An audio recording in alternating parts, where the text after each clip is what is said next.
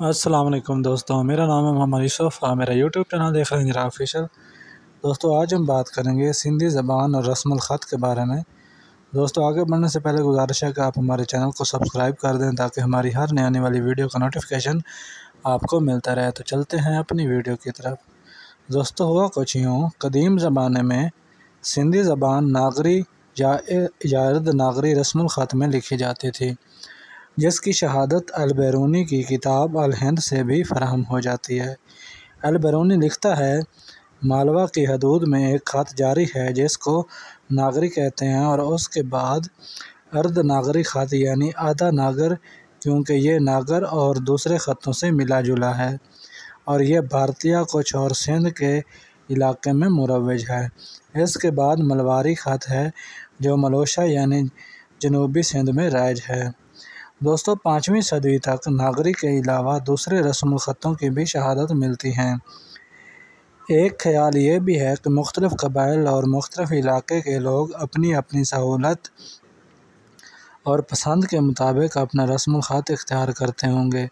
خاص طور پر کاروباری معاملات میں اپنی یادداشت کے لحاظ سے سندھی نظمیں، کہاوتیں اور بجارتیں لکھی جاتی ہوں گی، لیکن غالب قیاس یہی ہے کہ عربوں کی آمد کے بعد اور عربی و فارسی آمیزش سے جو ایک نئی تہذیبی صورتحال پیدا ہوئی تھی، اس میں عربی اور فارسی حروف کی مدد سے سندھی مافی الضمیر ادا کرنے کی کوشش ضرور کی گئی ہوگی، کیونکہ عربی اور فارسی رسم الخط اختیار کر کے سندھی لکھنے کا رواج بھی تھا، اور عربی و فارسی رسم الخط بالعموم خط نسخ میں لکھا جاتا تھا، اور اس وقت متعدد رسم الخط مختلف علاقوں، مختلف قبائل اور مختلف خاندانوں میں رائج تھے۔ ڈاکٹر غلام علی علانہ نے کرنل اسٹیٹ کے حوالے سے اپنی کتاب سندھی صورت خطی میں 14 رسم الخط کی فہرست دی ہے جو مختلف ادوار میں مختلف علاقوں اور قبیلوں میں رائج رہی۔ نمبر 1 خدا دادی، number 2 Shikarpuri, number 3 Sakro, number 4 Lohani, number 5 Larai, number 6 Wangai, number 7 Rajai, number 8 Khwajko, number 9 Memoni, number 10 Bhatia, number 11 Sewhani, number 12 Gurmukhi Landaya, number 13 Wankai, number 14 Dakhni Lenda رسم الخط کی بنیاد سنسکرت یا گورمکھی پر تھی۔ عربوں کی آمد کے بعد عربی حروف تہجی مقبول ہوئے ہیں اور سندھی زبان آہستہ آہستہ عربی رسم الخط میں لکھی جانے لگی۔ دوستو رچرڈ ایف بٹن نے اپنی کتاب Sindh and the races that inhibits the valley of river Indus میں لکھا ہے کہ سندھی زبان متعدد رسم الخطوں میں لکھی جاتی ہے۔ مسلمانوں میں مروج سامی عربی حروف کے استعمال کے علاوہ بھی کم از کم 5 رسم الخط ہیں جو سندھ کے ہندو اور مسلمان استعمال کرتے ہیں۔ دوستوں ان کے علاوہ بعض علماء و فضلاء سندھی زبان کی مخصوص آوازوں کے اظہار کے لیے عربی حروف تہجی پر اضافی نقطے لگا کر ایک طرح کی شناخت بنا لیتے تھے۔ اس طرح ہندو عامل حساب کتبی بہی خاتا اور پوتھیاں گورمکھی دیوناگری اور ناگری میں لکھنے کے عادی تھے، لیکن ان بہت سے مختلف رسم الخطوں میں نہ تو یکسانیت تھی اور نہ یہ متفق علیہ تھے کہ ان ہی میں سے کسی ایک رسم الخط کو اختیار کر لیا جاتا۔ صورتحال یہ تھی کہ ان میں سے ہر رسم الخط کا اپنا ایک مخصوص حلقہ مؤثر اثر موجود تھا، اور اس معاملے میں ہندو اور مسلمانوں میں بھی جذباتی تقسیم موجود تھی، اور دونوں گروہ اپنی اپنی سہولت اور جذباتی لگاؤ کے تحت عربی حروف تہجی اور گورمکھی حروف تہجی کے لیے زور لگاتے تھے۔ لیکن ان سب سے عمدہ ترین مثال ابو الحسن کی سندھی کی ہے، جو دراصل مخدوم ابو الحسن ٹھٹوی کی یادگار تصنیف مقدمۃ الصلاۃ 1700 عیسوی کا مقبول عام نام ہے۔ مخدوم ابو الحسن ٹھٹہ کے برگزیدہ عالم تھے۔ انہوں نے 9 مسلم سندھیوں کے لیے سندھی زبان میں نماز، روزہ اور دوسرے مذہبی مسائل اور تعلیمات کی بابت ایک طویل نظم عربی رسم الخط میں لکھی تھی۔ مخدوم ابو الحسن نے اپنی کتاب میں جن مروجہ حروف تہجی کو برقرار رکھا ان کی کل تعداد 54 تھی، جن میں سے 28 حروف عربی زبان کے، 3 حروف فارسی زبان کے اور 23 خالص سندھی حروف تھے۔ مخدوم ابو الحسن نے سندھی صوتیات کی حامل خاص آوازوں کے لیے جو ناک یا حلق سے ادا ہوتی ہیں، خاص حروف اور علامتیں مقرر کر کے تحریر میں پیش آنے والی مشکل کو دور کر دیا تھا۔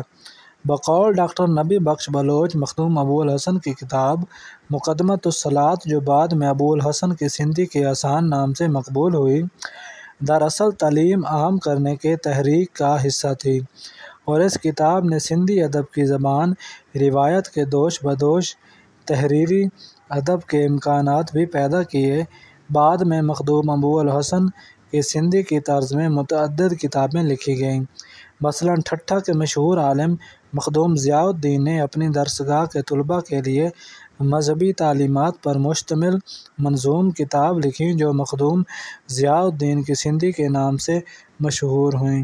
یہ تحریک کم و بیش 70 برس جاری رہی۔ دوستو، 1843 عیسوی میں جنگ میانی اور معرکہ دبا کے نتیجے میں سندھ پر انگریزوں کا اقتدار قائم ہو چکا تھا، اور ایک نوٹیفیکیشن کے ذریعے موجود صوبہ سندھ وجود پذیر ہو چکا تھا، اور جدید سندھ کی تعمیر نو کے پروگرام کے تحت سندھی زبان کے لیے ایک متفقہ رسم الخط کی شدت سے ضرورت محسوس کی جا رہی تھی، جس کا سب سے بڑا سبب یہ تھا کہ انگریزی اعمال کی مقامی آبادی سے رابطہ پیدا کرنے کی سہولت رہے، اور فارسی کی جگہ سندھی زبان کو دفتری کارروائی میں شامل کیا جا سکے، اور کسی حد تک سندھ کے عوام کی جذباتی تسکین اور آسودگی کا اہتمام بھی ہو سکے۔ کیونکہ بمبئی سرکار نے ایک سرکلر نمبر 1852 مورخہ 6 ستمبر 1851 عیسوی کے ذریعے سندھ کمشنری کے لیے جہاں سرکاری امور کی ادائیگی کے واسطے مرکزی سرکاری زبان انگریزی کو مقرر کیا، وہیں علاقائی زبان کا سرکاری درجہ سندھی زبان کو دیا گیا۔ اس کا مطلب یہ تھا کہ اب سندھ کے دفتروں، اسکولوں، عدالتوں کی کارروائی چلانے کے لیے سندھی کو بروئے کار لایا جانا تھا، جس کے لیے سندھی کو ایک ترقی یافتہ تحریری زبان کا مقام دلانا ضروری ہو گیا تھا۔ دوستو، اس نقطہ نظر سے 1852 عیسوی میں سندھ کے انگریز کمشنر سرفریئر باٹل نے ایک اسسٹنٹ کمشنر مسٹر ایلس، جو محکمہ تعلیم کا انچارج مقرر ہوا تھا، کی سرکردگی میں 8 ممتاز سندھی عالموں اور فاضلوں پر مشتمل ایک کمیٹی بنام ورنیکلیئر کمیٹی مقرر کی، جسے جلد از جلد مشترکہ حروف تہجی رائج کرنے کی بابت اپنی سفارشات مرتب کر کے مناسب تجاویز پیش کرنے کی ذمہ داری سونپی گئی تھی، تاکہ سندھی زبان کا مشترکہ اور معیاری رسم الخط جاری کیا جا سکے۔ کمیٹی کو دی گئی ہدایات کے مطابق نئے رسم الخط میں سندھی زبان کی مخصوص آوازوں کے اظہار پر قادر ہونا ضروری قرار پایا تھا، جو سندھی مزاج، صوتیات اور ضرورت کو پورا کرنے کے ساتھ ساتھ قبول عام کی بنیادی خاصیت بھی رکھتا۔